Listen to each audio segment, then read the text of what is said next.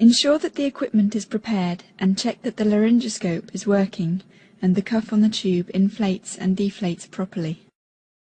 Pre-oxygenate the patient with bag and mask ventilation for up to 1 minute before attempting to intubate. Standing behind the patient with the head in the sniffing the morning air position, with the left hand, insert the curved blade of the laryngoscope into the mouth over the right side of the tongue, displacing it to the left and upwards. Advance the laryngoscope slightly until the tip of the epiglottis can be seen posterior to the back of the tongue. Advance the tip of the laryngoscope blade into the vallecula between the epiglottis and the tongue. With the handle of the laryngoscope pointing away from you at 45 degrees, lift upwards and away to lift up the tongue and epiglottis to display the vocal cords and the laryngeal opening.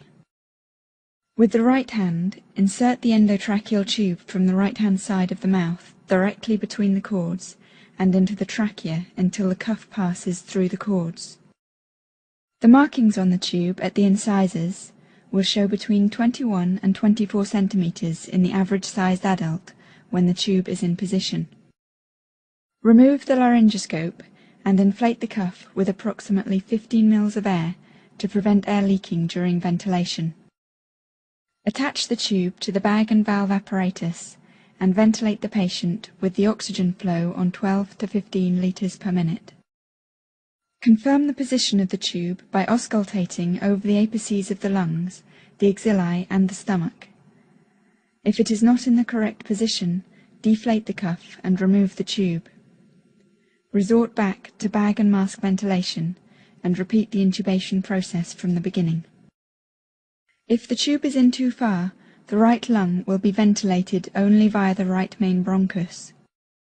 If this occurs, deflate the cuff and withdraw the tube 2 to 3 centimeters. Re-inflate the cuff and recheck the position.